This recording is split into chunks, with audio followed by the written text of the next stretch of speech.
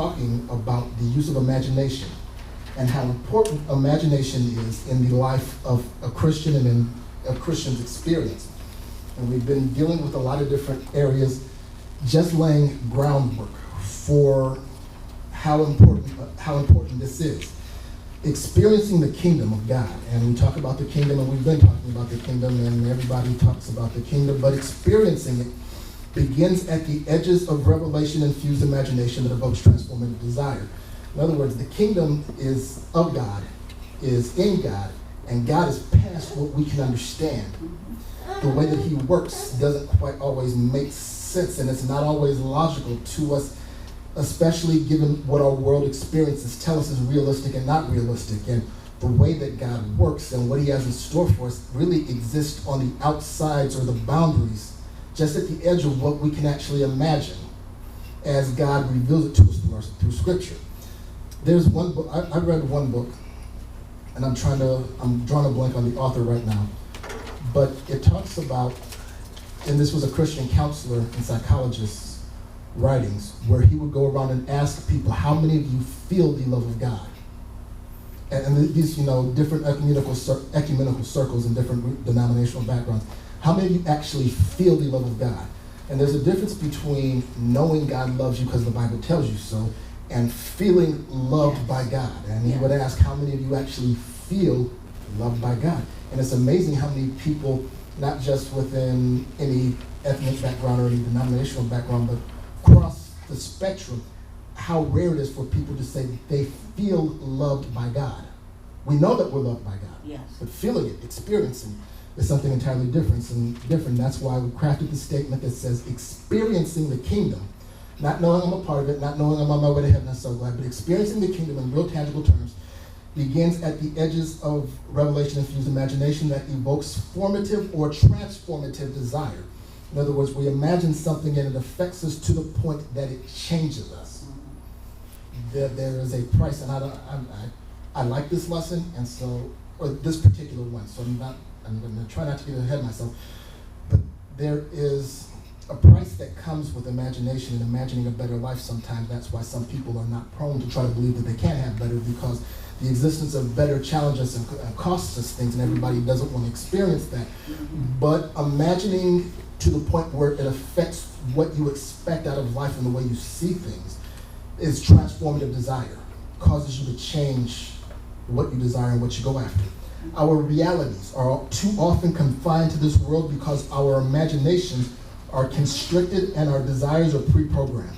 Some people have great personal aspiration but are entirely unaware of the source of, and consequently the effect these desires have on their life experience. Other people have passionate desires for their loved ones, but when asked what they want out of life, find themselves dumbfounded. And I have asked every lesson and will continue to ask on an individual basis, what do you want out of life? That is a challenging question for some people.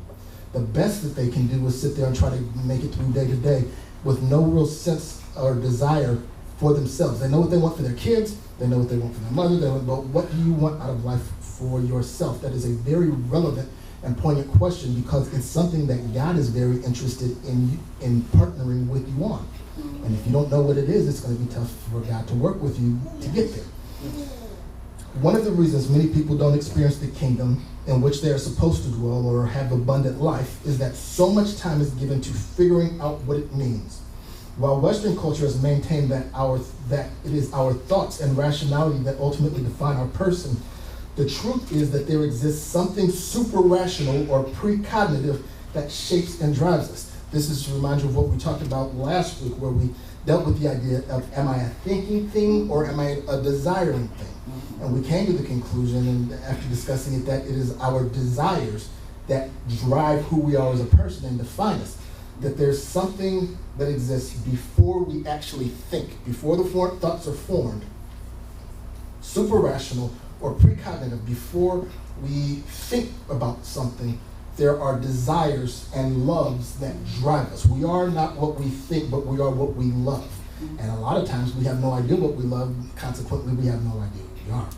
And we have no idea what's actually driving our life, driving our decisions, and driving the way that we experience or process the things that happen to us.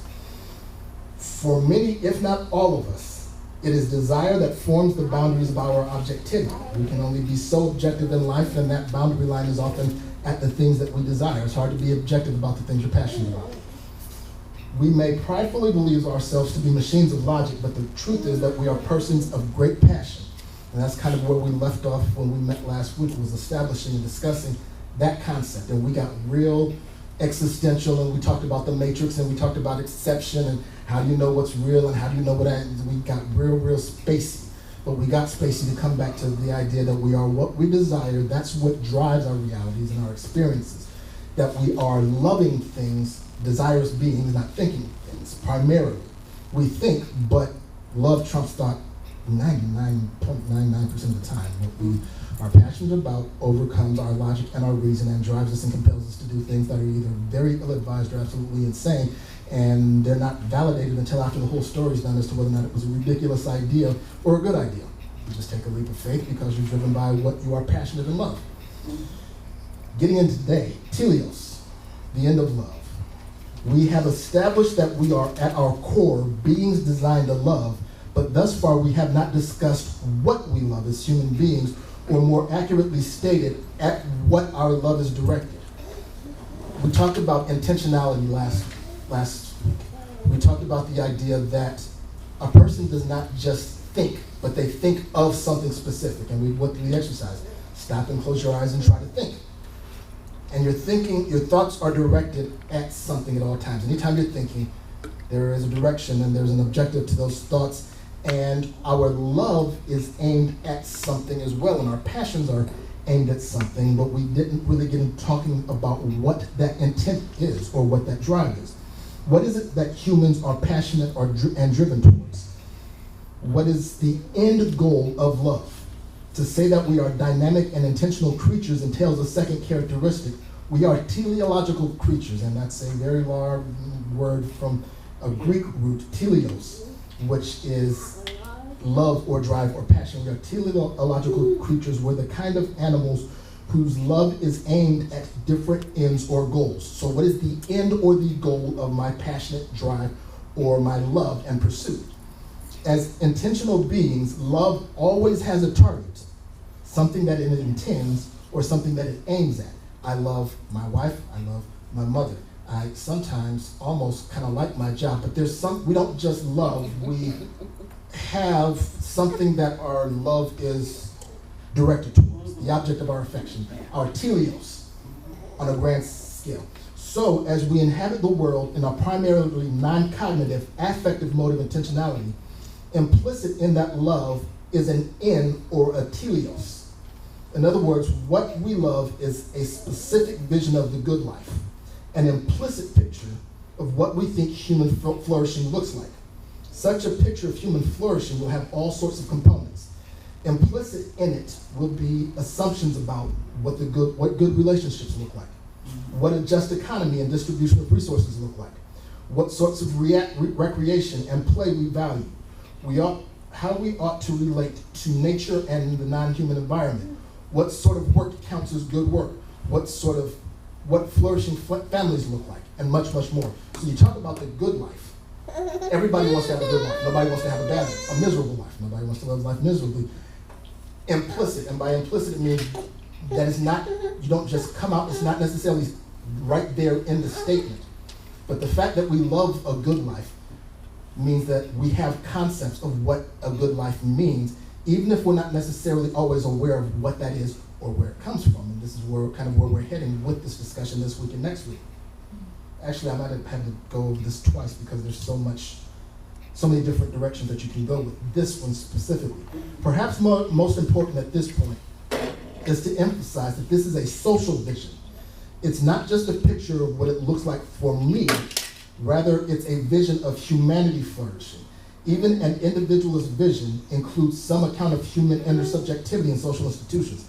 Our ultimate love is oriented by and to a picture of what we think it looks like for us to live well, and that picture governs, shapes, and motivates our decisions and actions. I'm going to go say that again.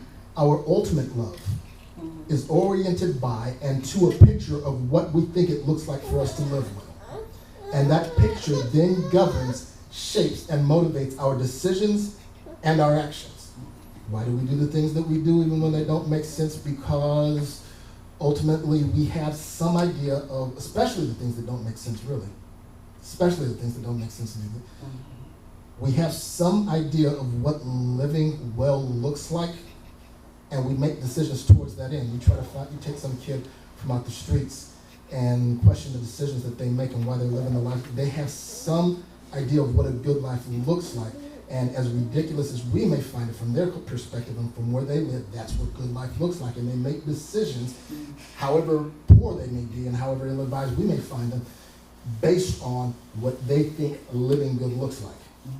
It's important to emphasize that this is a picture. This is why I've emphasized that we are fundamentally, and why we've talked about the idea that we're fundamentally desirous, non-cognitive, affective creatures.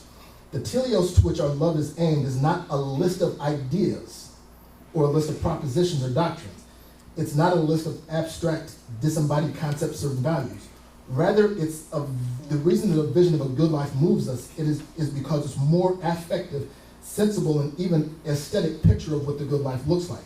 A vision of the good life captures our hearts and imaginations, not by providing a set of rules or ideas, but by painting a picture of what it looks like for us to flourish. That is to say that our ideas of good life isn't something that is derived out of philosophy and mathematics, and if you do A, B, C, D, and E, then your life is going to be good. But we have a picture, a vision, something that's abstract, something that moves us on an emotional level. Sometimes it's what we know that we want to do better than our parents or as well as our parents, or we see something, we experience something, we're exposed to something, and it creates within us an image. And it's in the back of our minds. It's not always something that we think about or that we hold up and we sit down and write with pen and paper and how we're going to get there and what it's going to be and what it's going to look like. Even though women, I understand, or girls are prone to sitting and coming up with a wedding book as to what, and picking out the stuff about their wedding beforehand and actually having it all listed, and then when the time comes, sometimes that goes completely out the window. But we're creating an image that has affect on us. So the vision of the good life captures our hearts and imaginations, not by providing a set of rules or ideas, but by painting a picture of what it looks like for us to flourish and live well. And I'm missing a page. I thought there was something else. There we go. The rise of Donald Trump and Bernie Sanders are examples of the affective power of teleos within a social construct. Their unprecedented campaigns both contain some central statement or concern about the good life. And I'm talking about both sides so nobody can think that I'm leaning one way or another. Yeah. Both sides of them made statements about what the good life meant. Donald Trump asserts that the good life is being taken away from Americans and promises to make America great again. Bernie Sanders, on the other hand, claimed that the good life was being kept from average, everyday people by special interest groups exerting influence over the government to the benefit of Wall Street fat cats that exploit the poor and don't pay their fair share. They have each shook the political landscape of their respective parties, and now Donald Trump is one election a few percentage points away from presidency. Both campaigns were nearly devoid of specifics about what the solutions would look like. Instead, these political figures wove a verbal picture of something that resonated within the desires of the populace. Whether it was free health care, free college, student loan forgiveness, higher minimum wage benefits, better trade deals, renewed job growth, secure borders, or better veteran care, neither of them specified how these visions would come to pass. Their campaigns weren't based on pesky facts or figures or lists of policy propositions. Their campaign speeches and sound bites all speak to an implicit, subconscious, almost whisper of a yearning that gives way to a dream or a vision of what America should look like. That's how politics works. That's how political campaigns work. You can go back to hope and change. Hope what? Change what? Fill it in with your own imagination. In the back of our minds, we have some kind of idea. We know that what exists this ain't the way it's supposed to be. Right. But how it is actually supposed to be, we just know it's supposed to be different. And when they give us vague statements that allows us to backfill what it actually means, based on our vision of what the good life should look like. And so that's how you get Bernie Sanders coming in and getting unprecedented amounts of funding from individual contributors, or Donald Trump doing whatever it is that he's doing. That's how that happens. Is because everybody has an idea of the good life, and politicians and good politicians know how to exploit and drive that and create images in their mind of what it looks like. Pictures of the good life are communicated most powerfully in stories, legends, myths, plays, novels, and films, rather than in dissertations, messages, or monographs. Any questions or comments so far? So far. Okay. So, because we are affective before we are cognitive, and even while we're cognitive, visions of good get inscribed in us by means that are commensurate with our primary affective imagination. That isn't to say that the cognitive or propositional is a completely foreign register for us. If it was, we wouldn't be having this discussion. But it means that before we are thinking about things, we're being exposed to them in ways that are pre-philosophical or pre-cognitive. The cognitive and propositional are easily reduced to just blah, blah, blah, when our hearts and imaginations are captured by a compelling picture. Have you ever realized how difficult it is to watch TV and have a conversation? Yes. On the one hand, conversation requires you to think. On the other hand, television is putting images into your, or injecting images into your mind. And it's difficult to experience both of them at the same time. On the one hand, you're trying to get wrapped up in a story or whatever is happening. On the other hand, somebody's trying to have a conversation with you that requires you to think. And sometimes it gets a little bit irritating, and people get snappy and get snitty and give half answers and okay and because you've got two competing ways of inserting or portraying information in you.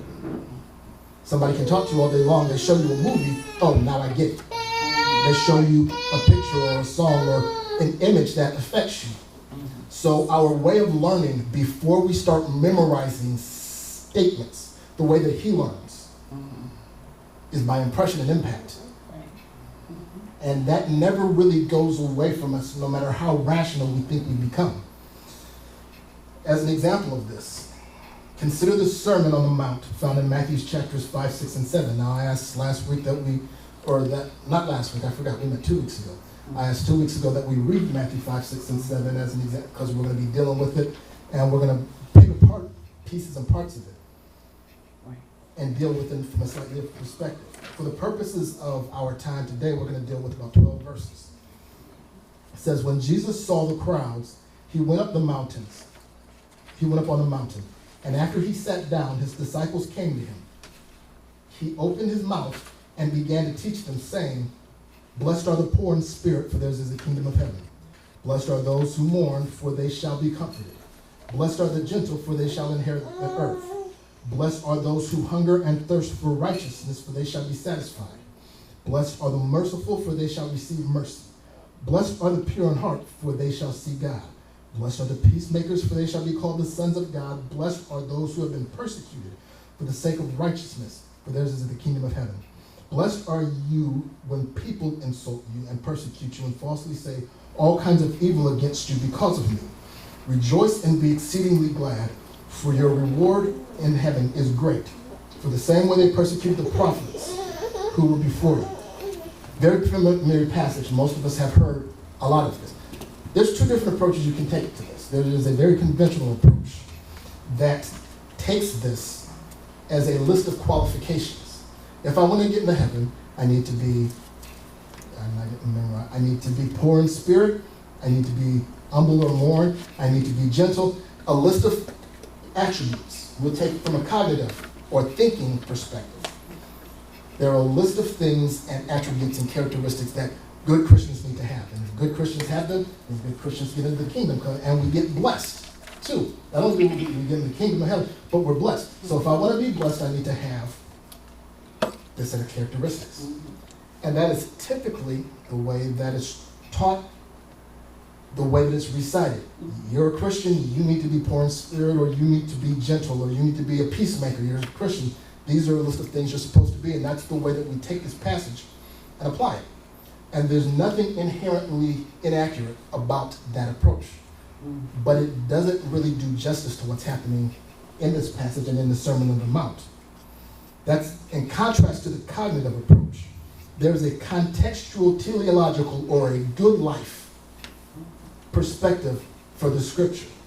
Jesus is sitting down to the Judean people, teaching them about that which they desire beyond anything in the world, which is the kingdom. He sits down and talks about the kingdom. To Israel, there was nothing in all of their existence that they desired to see come more than the kingdom. Beyond personal fame and fortune, beyond glory and long life, the people looked forward to their kingdom arriving or being restored. It would be the fulfillment of dreams and centuries of prophecy. To come up with a very, very diminished analog of what that would mean to them and how meaningful it was. Take somebody who was a civil rights leader in the 60s and who wrestled and struggled and put them in and invite them to President Obama's first inauguration. The momentous impact that that had to see in about 40 years, we went from not being, it's a fulfillment of a vision, fulfillment of a dream, being there, seeing it happen. You multiply that by centuries of anticipation and dreaming, and you scratch the surface of what the kingdom meant to these people and how much of a life change and a game changer it would be. It's what they dreamed about in their darkest and most difficult times. That we have a prophecy that our life is going to get better. We have a prophecy that God is going to come and establish a kingdom, and we're going to be able to be our own people again, and we won't be subjected to the whims of other people who have conquered us, and we'll have our own identity, and we'll have our own land restored, and we'll have our life as a people back. That's what the kingdom was, and this is what Jesus sits down to talk to them about.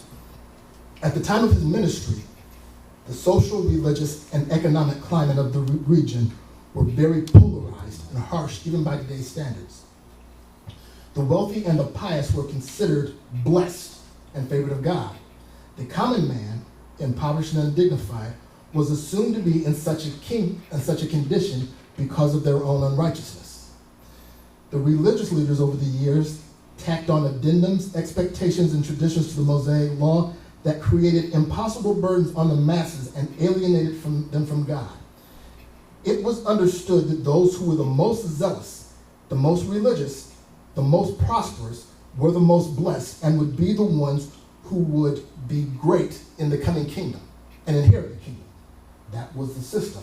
The bishops and the rich bishops driving with the big houses and big cars with the blessed lives were going to be the ones that were going to be in the kingdom. Those were the ones who were definitely getting in, and the poor, and at that time there was no middle class, so you can't even talk about that. There was dirt broke and there was rich. The rich people, they were going to be part of the kingdom. They were going to be the movers. They were going to be the shakers. They were going to be the ones that mattered. And maybe if God took enough pity on you, you might get in if you were broke. The ones who kept the law, the ones who followed the rules, the ones who did the good stuff, they were the ones getting in, and the ones who didn't keep the law the way that the church folks said that they should keep the law, they're not going to get in. That was the condition and the situation that Jesus was teaching in. Enter Jesus of Nazareth onto the scene, a disciple of John the Baptist who's been carrying the message of repentance and good news of the looming arrival of the kingdom. Just as an aside, this is why it was such a big deal when John the Baptist started going around preaching, repent, the kingdom of God is at hand. Mm-hmm. That was huge to them. It wasn't just, for us, we've been hearing our entire lives that you got to get saved, or bad stuff is going to happen. Mm-hmm. The kingdom coming, and for a prophet to be saying it's at hand, big deal. Jesus comes and becomes a follower of that. Big deal. Or preaches that message. He sits on the side of a mountain and utters the words, "Blessed are the poor in spirit, for theirs is the kingdom of heaven." Remember the context of what we're talking about. Who they thought the blessed folks were. Who they thought the kingdom was supposed to be for. It's supposed to be for the rich. It's supposed to be for the well-to-do. He gets up and says, "Blessed are the poor in spirit." It's complete opposite. He doesn't say, "Blessed are the keepers of the law and the teachings." He doesn't say, "Blessed are the pious, for theirs is the kingdom of heaven." If we were going to modernize this, he doesn't say, "Blessed are the tongue talkers," or "Blessed are the tithers," "Blessed are they which give to the building fund," "Blessed are the long skirt wearers," or the women who wear head coverings. He doesn't say, "Blessed are the ones who claim that they're blessed and highly favored," and or the ones who walk around with preacher's collars. Instead, he says, blessed are the poor in spirit, those who mourn, those who are gentle, those who hunger, those who are merciful, the peacemakers. He says, theirs is the kingdom of heaven. Bringing it back, we're talking about a teleological approach to this, or a good life approach. Everybody's looking forward to the kingdom. Some people are worried that they don't qualify, or are concerned that they're not going to.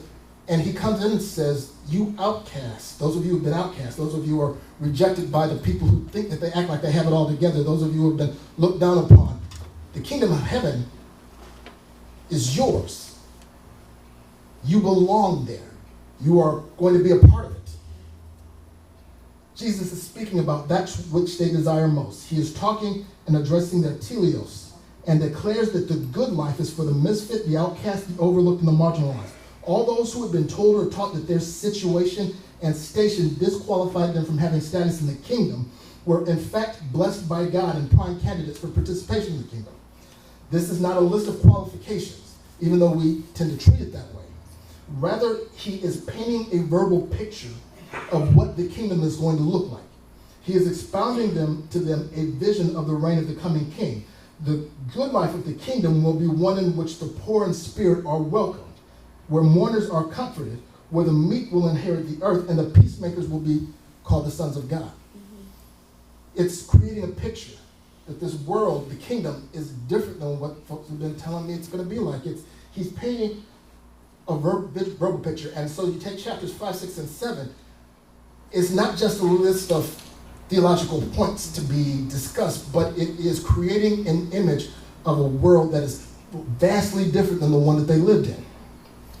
He goes on to tell them about their significance and their importance in the kingdom. And he explains to them that the religious folks don't have it together any more than the common folks. He reveals that the standards that they used to figure out who was going to get in and who was going to get left behind were all wrong. And most importantly, that the life for which they hoped and dreamed could be theirs. It's no wonder that the last verse of the 7th chapter says they were astonished at his teachings. Because he just got up there and told them something that was 180 degrees opposite of what they had experienced in their life, and created pictures in talking to them. And we'll get more into some more of the pictures in subsequent lessons when we talk in the 6th chapter about not worrying about, look at the lilies of the field, look at the ravens, and look at how well he's creating an image in their mind. Not just teaching points for them to memorize, and I shouldn't be worried about tomorrow. There's an image that he's trying to create. This contrast to the simple 12 verses yields wildly different results. Look at what we just did here. We took two different approaches to this. One says, list of stuff that I should be in, list of stuff that I should be doing. The other is, Jesus is teaching and creating a picture. And they both yield perspectives that are valid. I'm not knocking sitting down there teaching and you should be pure. We should be pure in heart. We should strive to be pure in heart. We should strive to be meek. We should strive to be peacemakers. But there's something bigger going on in this discussion. That because we tend to approach the Bible from a thinking perspective rather than an experiential, desiring perspective, we can miss out on. Those who maintain that people are thinking things try to figure out. Remember, one of the things I've been saying over and over again, the problem, the reason we don't experience the kingdom necessarily all the time is because we spend so much time trying to figure it out. People who maintain that people are thinking things try to figure out the instructions of this passage. They believe it's to be scrutinized, memorized that way they can become good Christians. Those whose anthropology realizes that man is what he loves, desires, and worship can experience the passion as a commutation of hope to the downtrodden. That's really what this is. Passing on hope, inspiring them that the downtrodden, the outcast, that their life can be better.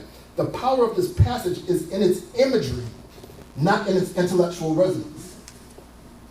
But we deal with it from an intellectual perspective for years. I mean, that's the way that I grew up. That's the way I know a lot of people grew up. Look, memorize these. Then your Bible verses that you memorize, you quote. Yeah. This is powerful to these folks. Yeah. This is effective. Your life can be completely different than what everybody else has been telling you. God has something different than the way you've been treated, the way you've been regarded. He doesn't see you the way that these folks who act like they have it all together see you. Yeah. Amen. It's a much bigger, and I don't have time. That you can run with that. You can that I'm people whose life experience has been that I've always been an outsider. Nobody's ever really had time to deal with me. I didn't even do anything. I was just born into a situation and a circumstance, and I must not matter. And it's difficult for me to imagine that if my friend across the street doesn't care enough to pick up the phone and check on me, that God in heaven is looking down and sees me and cares about me. And then you have somebody who comes down and says, I know what your situation is, and it doesn't matter where you are and what you've been through and what you're doing. There is a life ahead of you that is so much better than what you've experienced, that is so much better than what you've dealt with, that is so much different than what you've been through. And it is impactful and powerful. It's so impactful and powerful, as a matter of fact, that for some people, when you tell them that, they get mad at you. Mm-hmm. That's true. Because it's hard to match, and we're going to talk about this more later. It's hard to match. I've been treated a specific way my entire life to I can imagine and dream and believe and hope for a better life experience. Mm-hmm. It's hard to match. I have tried and tripped and failed and struggled with God wants to enable me and I can actually experience something there's difficulty there, and we're gonna get there. Let me move on. Take time. Our ultimate love moves and motivates us because we're lured by pictures of human flourishing. That's the other thing I want us to take from this, because we're going to talk about pictures as opposed to statements a lot. We're going to talk about the idea that we experience and see our lives as a series of pictures. Nobody has photo albums. Well, some people have photo albums, but in modern, no, we're not really doing photo albums. Now we're doing Facebook timelines, and we're doing pictures and everything. But you take a photo album and you sit there and look through the pictures. You give it to a stranger. They'll come up with an idea of who you are and what your life has been about, based on the pictures in the book. Yeah.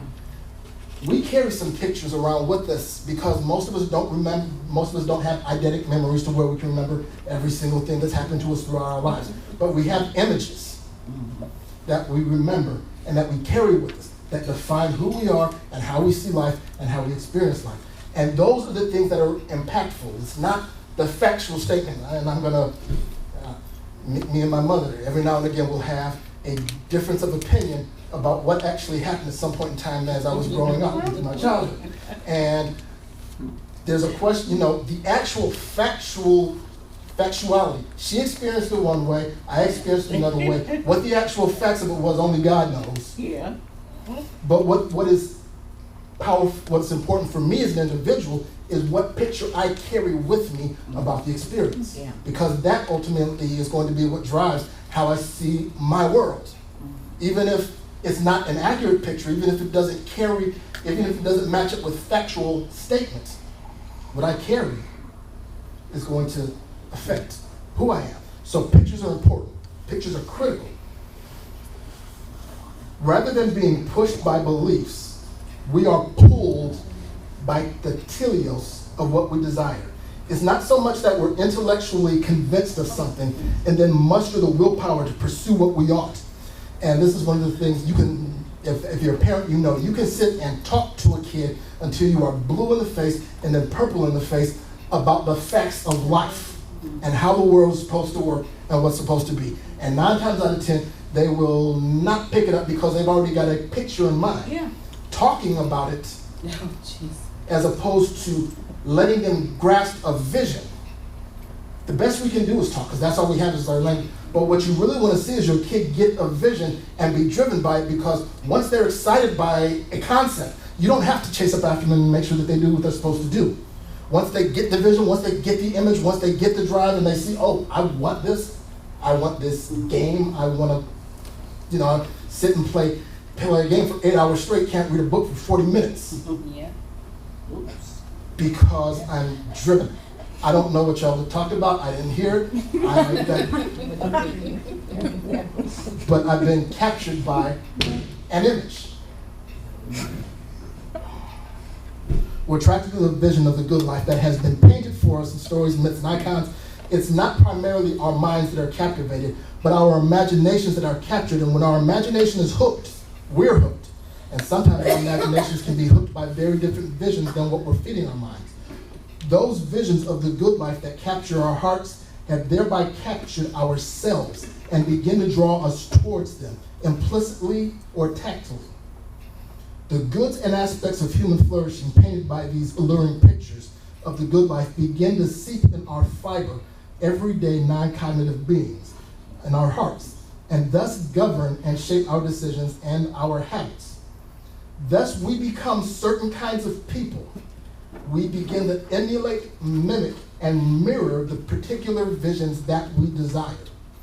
This is why letting kids who are impressionable sit around and watch music videos all day, not necessarily the best parenting choice, because you get a vision of a good life, and the vision of the good life is something that you begin to emulate, mimic, and mirror.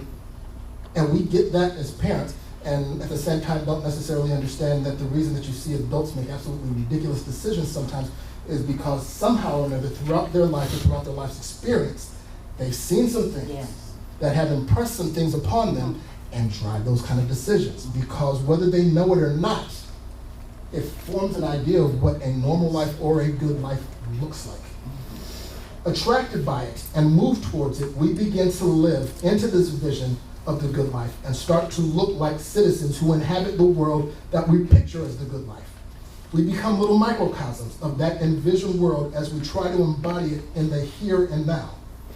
So, many of the penultimate decisions and actions and paths we undertake are implicitly and ultimately aimed at trying to live out the vision of the good life that we love and thus want to pursue. And I think I might have put that in bold print and italics. And I don't have time to really get into it.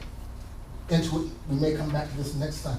Many of the penultimate decisions and actions we undertake and implicitly are implicitly and ultimately aimed at trying to live out the vision of the good life that we love and thus want to pursue.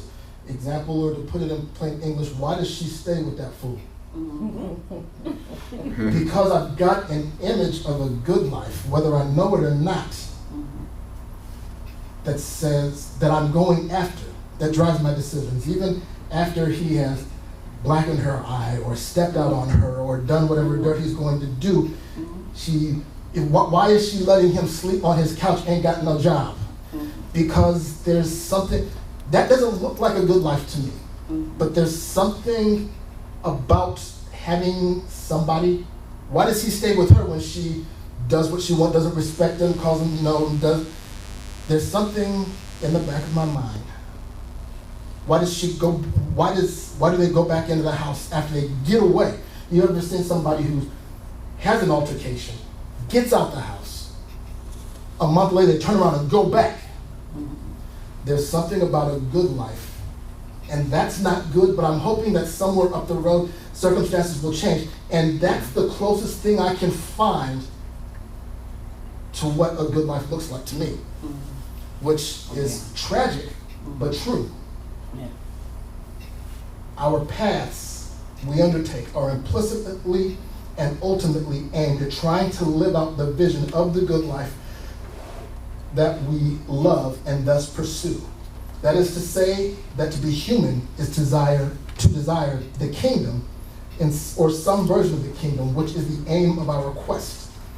Every one of us is on some kind of Arthurian quest for the Holy Grail, that hoped for, longed for, dreamed of picture of the good life, the realm of flourishing that we pursue without ceasing, implicitly, subconsciously, we don't necessarily realize it, or deliberately.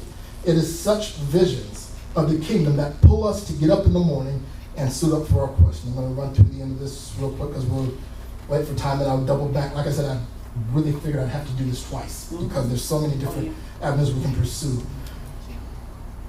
However, to say that all humans desire the kingdom does not mean that we all desire the same kingdom. Exactly. Because the structure of love can be misdirected, there can be many different teleoi. In other words, there are very different visions of what the kingdom looks like. The shape of the kingdom is contested, generating very different stories and thus different kind of people, citizens who see themselves as subjects of rival kings. There are very many round tables. This begs a very important question. Where do people get their idea of what the good life looks like? Given how immensely attractive one's picture of the good life can be, it is imperative to give consideration to the source of these images. All of humanity is born into a teleological construct. Each person emerges from the womb into a cultural identity, a familial identity, a social identity, an economic identity, a theological identity, which amalgamate into a composite image of what it means to live well. Very few people make declarative statements to this unless it's a political season. Instead, we breathe it in each day of our lives. Good, bad, or indifferent, it seeps into our pores, infiltrates our psyche through the sights, sounds, and interactions we experience as we relate with the world on a daily basis. The foundational construct of our dreams are woven and laid before we ever know what it means to be asleep. Before a child ever forms a thought of what he or she wants out of their world, they've experienced and embraced messages about what the world is, what it should be, and what it can be. This is not new or unique to this country or this age. This is a universal truth of human experience, which in many ways was very contributory towards the crucifixion of Christ. Over the course of next week, reread Matthew the 6th chapter. If you haven't read it, read it. But read Matthew 6, with the understanding that Jesus was not an off-the-cuff teacher. He spoke deliberately, decisively, and purposefully when he taught. With that in mind, try to imagine what circumstances would have prompted him to deliver this teaching or to paint this picture in the 6th chapter. When we meet next week, we're going to examine this passage and explore what dreams are made of, if we get time, because really we want to back up and hit a few of these things. So the next lesson I have planned is to deal with Matthew 6. We might not get there next week. I'll have to see it. Mm-hmm. But that's the next place we're headed.